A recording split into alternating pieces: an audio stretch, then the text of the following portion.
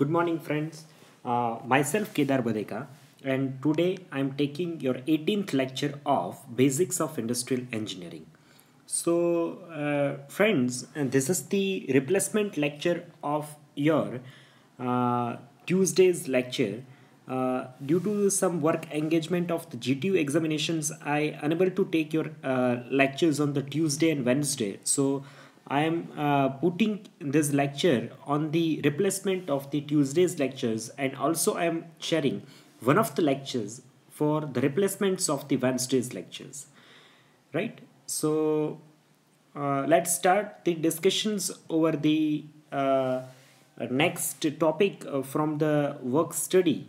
So as per the yesterday's our discussions, we discussed some of the basic things about the flow process diagram, motion study, then micro motion study, then motion study, then the memo motion studies, and at the last how to record that diagrams.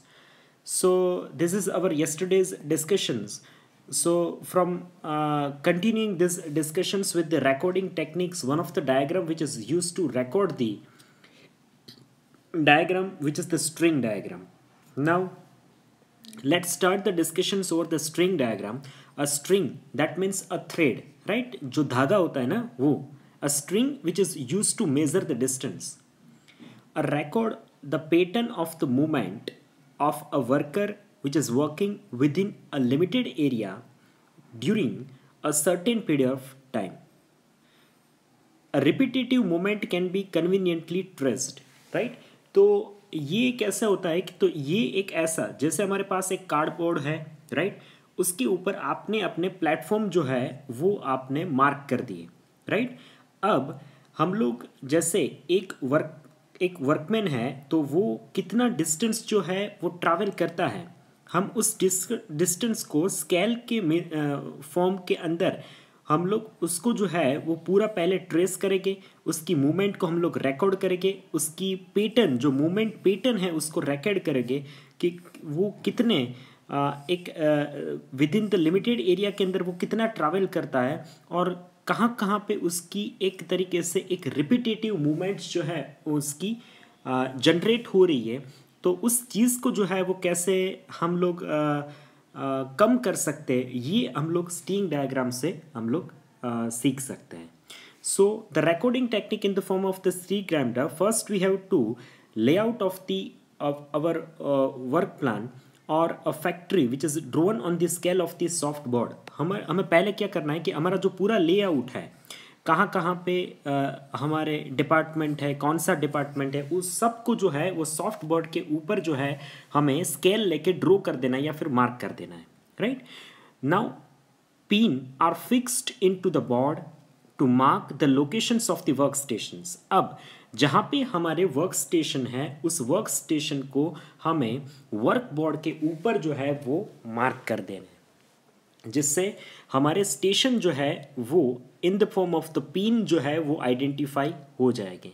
Now the pins are also driven at the turning point of the routes, right? तो pin जो है वो जो pin जो है are also driven at the turning point, वो जो है वो एक तरीके से रूट को जो है वो उसको आइडेंटिफाई करेगी. A measured length of the thread is taken to trace the movement. अब कितना थ्रेड जो है उसकी टोटल लेंथ है, उससे जो है वो कितना स्केल के फॉर्म में जो है कितना मूवमेंट हो रहा है, उसका पाथ मूवमेंट, वो जो है वो एक हिसाब से जो है वो पूरा मूवमेंट जो है वो ट्रेस हो जाएगी. The distance which is covered by the object, the distance which is covered by the object is obtained by measuring the remaining part of the thread and subtracting it from the original length.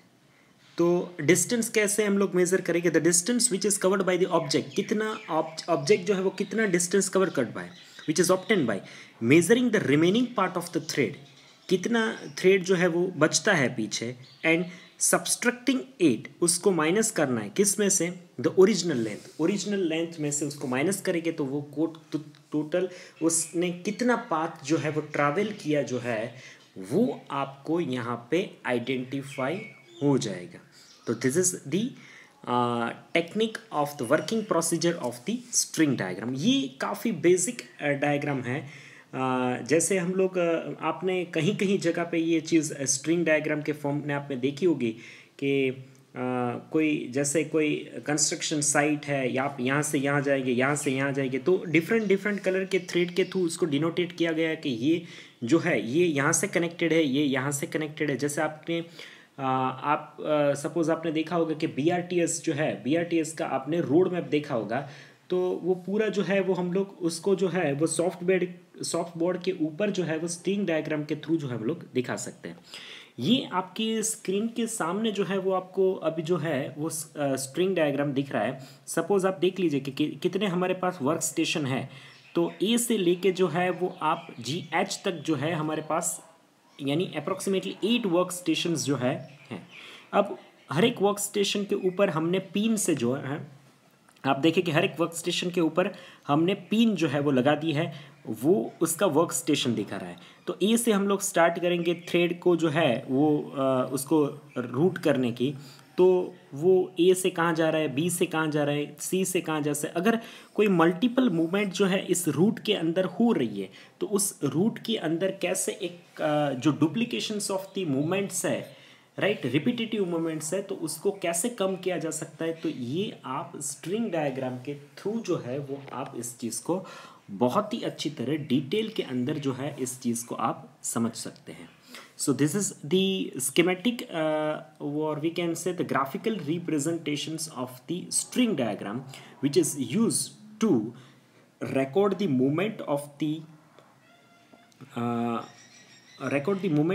workforce or record the movement of the object in your workplace area.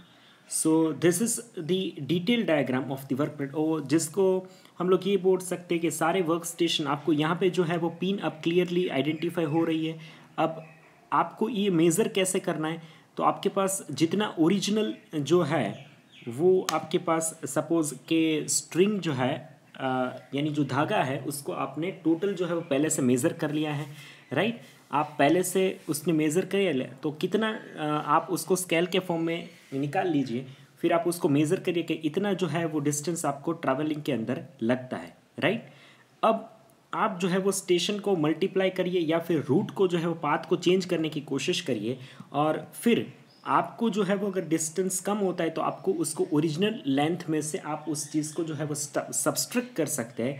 आप जैसे ही subtract करेंगे तो आपको जो है वो final distance जो है वो आपको मिल जाएगा कि इतना जो है वो हमने स्ट्रिंग डायग्राम के थ्रू पाथ को जो है वो चेंज करके, मूवमेंट को चेंज करके हमने ये कोशिश जो है वो की है, इसको कवर अप करने की कोशिश की है, right. So now the recording techniques, in this we have a diagram which is another two diagram, which is the first one which is the cycle graph and second one which is the chronocycle graph। तो आज के lecture के अंदर हमने पहला topic आज जो हमने कवर करने की कोशिश की है which is a cycle graph।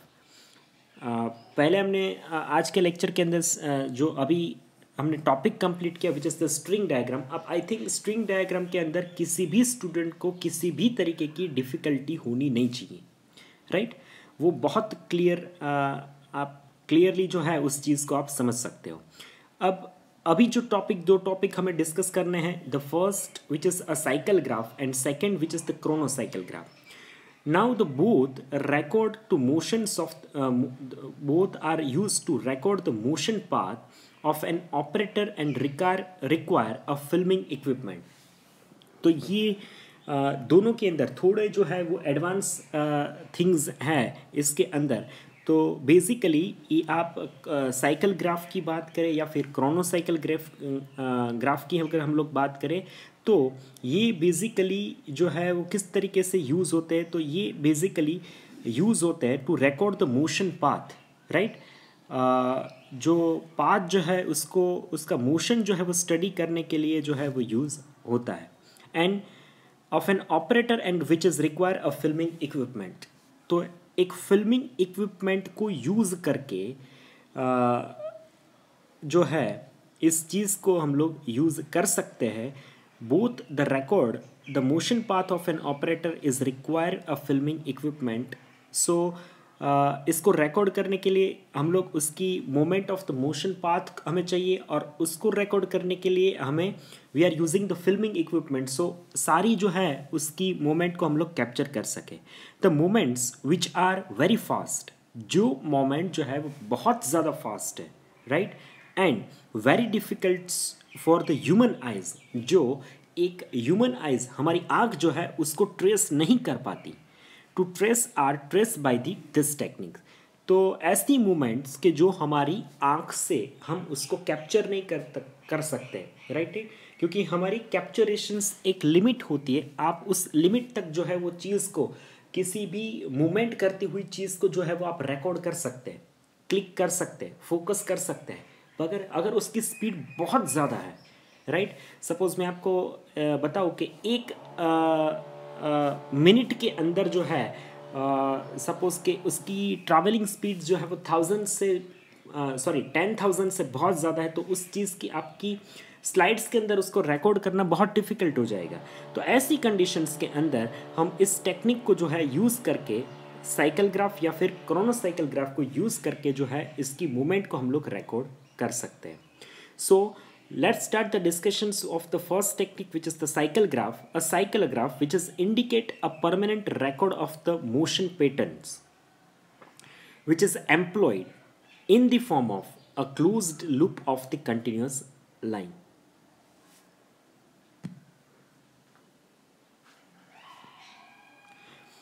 So a cycle graph which is indicate a permanent record of the motion patterns. तो ये हमें क्या चीज़ दिखाती है, तो साइकिल ग्राफ्स जो है वो इंडिकेट करता है एक परमानेंट रिकॉर्ड के फॉर्म में ऑफ द मोशन पैटर्न्स. जो भी मोशंस पैटर्न है उसको रिकॉर्ड करके एक परमानेंट रिकॉर्ड के फॉर्म में उसको स्टोर कर सकता है, और वो इंडिकेट करता है which is employed in the form of the closed loop continuous line. जो एक कंटिन्यूस लाइन से जो है वो क्लोज लूप बनाता है, वो ऐसा आपको एक ग्राफ के अंदर जो है वो रिप्रेजेंट्स होगा. तो बेसिकली क्या चीज़ रिकॉर्ड हो जाएगी कि अगर वो क्लोज लूप बनाता है साइकिल ग्राफ, राइट, तो वो जो भी मोशंस जो है उसकी पैटर्न्स जो है उसको जो वहाँ पे परफॉर्म हो रही है एक्चुअल के अंदर, उसको जो है वो एक परमानेंट रिकॉर्ड के फॉर्म में इंडिकेट करके आपको दिखाएगा. तो बेसिकली वो क्लोज लूप जो है वो कंटिन्यूस लाइन के फॉर्म में होगा. So it does not indicate the directions और द स्पीड ऑफ मोशंस. तो इससे आपको ये नहीं पता चलेगा कि उसकी डायरेक्शंस कौन सी है, राइट. आपको साइकिल ग्राफ बताएगा कि वो पैटर्न पता चलेगी, पर किस डायरेक्शंस के अंदर, जैसे स्ट्रिंग डायग्राम में वही चीज़ था ना, ए से बी जा रहा है, बी से सी जा रहा है, सी से एच आ रहा है, एच से जी जा रहा है. तो पैटर्न एक बार आपने पूरी स्ट्रिंग जो है वो बिछा दी, तो फिर वो आइडेंटिफाई जो है वो करना डिफिकल्ट हो जाएगा आपको साइकिल ग्राफ के अंदर. तो जो डुप्लीकेशन मोशन थी वो वहाँ पे आप स्ट्रिंग डायग्राम के अंदर कैप्चर कर सकते हैं. यहाँ पे साइकिल ग्राफ के अंदर एक आपके पास डिफ़िकल्टीज़ ये आती है कि आप उस चीज़ को जज नहीं कर सकते, कि ग्राफ को रीड करते हुए आप जज नहीं कर सकते उसकी डायरेक्शन कौन सी जा रही है और उसकी स्पीड ऑफ मोशंस जो है वो क्या रहेगी. सो अब रिकॉर्डिंग टेक्निक की अगर बात करें तो रिकॉर्डिंग टेक्निक्स के अंदर क्रोनोसाइकिल ग्राफ की अगर हम लोग बात करें, which is indicate a short dashes of the line spaced, right. ये छोटे छोटे डॉट में आपको लाइन दिखाएगा in a proportions to the speed of the body members of the photograph. So a chronocycle graph indicates a short dash of the line which is spaced in proportions to the speed of the body. इनके speed के proportion के हिसाब से वो अपने dot के size दिखाएगा, और वो एक साथ वो डायरेक्शंस भी इस फोटोग्राफ के अंदर बता सकता है. वो ज़्यादा क्लैरिटी जो है वो साइकिल ग्राफ के कंपैरिजन में जो है ये क्रोनोसाइकिल ग्राफ जो है वो ज़्यादा क्लैरिटी के साथ जो है वो आपको बताएगा. तो इससे आपको दो चीज़, एक तो उनका प्रपोर्शंस ऑफ द स्पीड जो है वो आपको यहाँ पे पता चल जाएगा. Now this is a wide spacing. Now this is the wide spacing which is would be represents a fast moves right इससे जो है वो आपके जो फास्ट मूव्स एक्टिविटीज़ है वो इजीली आप वाइड स्पेसिंग से रिकॉर्ड कर सकते हैं, while a close spacing is would be represents which is the slow moves.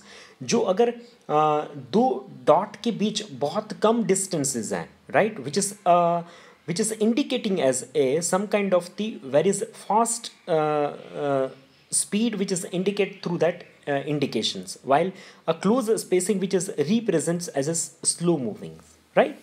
Now the jumblings of the dots, so at one point would indicate which is the fumbling or the hesitations of the body members।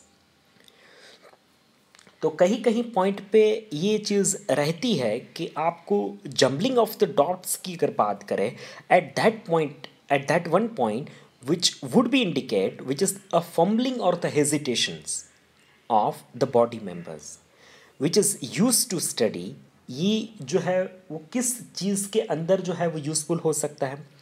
So this chronocycle graph or cycle graph we can use to study the motion pattern as well as to compute the velocity, accelerations and retardations।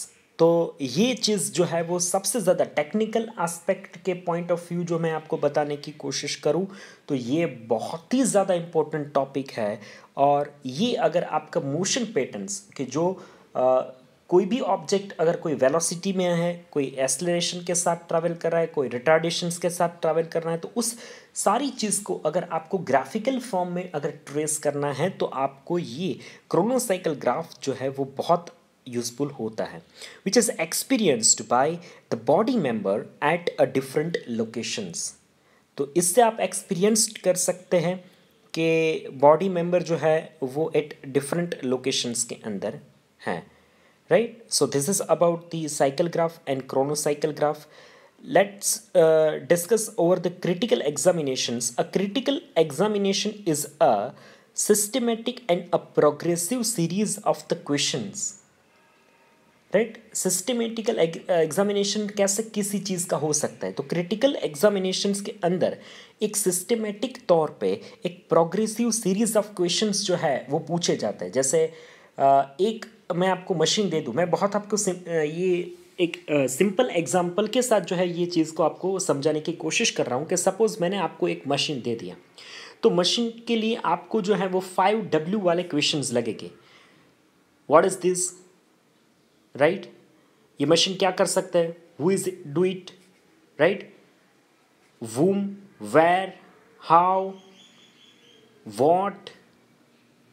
तो ये सारे questions जो है वो आप एक systematic और progressive series के साथ अगर क्वेश्चंस उठाएंगे with the purpose of determining the true reasons, with the purpose of determining true reason, एक सही तथ्य के साथ जो है अगर आप उसको जो है वो क्वेश्चनिंग करके जो है उसको बाहर निकालने की कोशिश करोगे तो फिर एक इस तरीके से एक किसी भी चीज़ का क्रिटिकल एग्जामिनेशंस जो है वो हो सकता है। Based on the reasons improvements are found and adopted into a new method which is called as a better method. So the use of the questioning techniques which is reduce the possibilities of the missing any informations which may be useful for the development of the better method।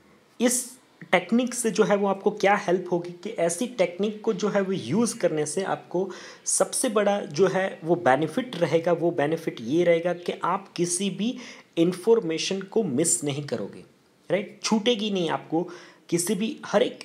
मैं आपको ये machine कैसे काम कर सकते हैं, आप machine को ऑब्जर्व करके आपको इतने नंबर ऑफ क्वेश्चंस जो है वो जनरेट होने चाहिए जिससे जो है वो मशीन का पूरा इंफॉर्मेशंस जो है वो आपके सामने डेवलप्ड हो जाए, right. So the being generative of the questions in your mind that is a very big task, क्योंकि आज के स्टूडेंट्स के अंदर ये डिफ़िकल्टीज़ जो है वो हम लोग बहुत ही ऑब्जर्व करते हैं कि क्वेश्चंस जो है वो आपके माइंड में जनरेट ही नहीं हो रहे। तो प्लीज़ किसी भी चीज़ को ऑब्जर्व करके एक क्रिटिकल एग्जामिनेशंस कैसे किया जा सकता है सिस्टमेटिक वे में, उसको ये समझने के लिए एक टेक्निकल एडोप्टेशंस क्रिएट करने के लिए बहुत ज़रूरी हो जाता है। Next, a critical examination is a popular procedure of carrying out a critical examinations which is use two sets of questions, which is the primary questions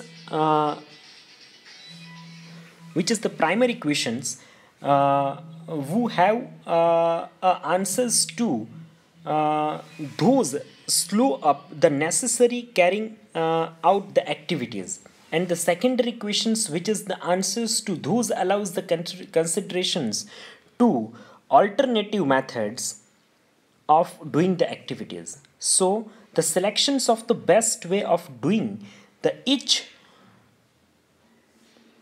sorry the selections of the best way of doing the each activity is a latter determines to develop a new method which is introduced as a standard practice. तो यहाँ से आपको ये चीज़ बहुत ही अच्छी तरह जो है वो आप डिटेल के अंदर जो है वो समझ सकते हो कि कैसे बेस्ट वे ऑफ डूइंग से जो है किसी भी एक्टिविटी के लिए जो है वो कैसे एक न्यू मेथड को डेवलप किया जा सकता है।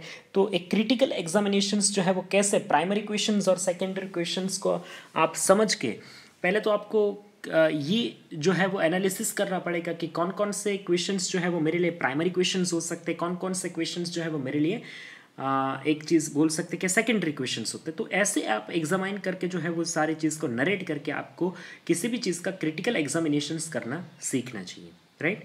तो आज के लेक्चर्स के अंदर हमने ये चार चीज़ जो है वो समझने की कोशिश की है। First which is the string diagram, then the cycle graph, then the chronocycle graph and the critical examinations. If you have any kind of the questions in this topic, you can ask any questions or doubt into the comment sections. After watching this video, you have to write your enrollment number into the comment sections. I will definitely solve your questions into the next series of the lectures. This is all about the today's lecture. Thank you so much for watching this video.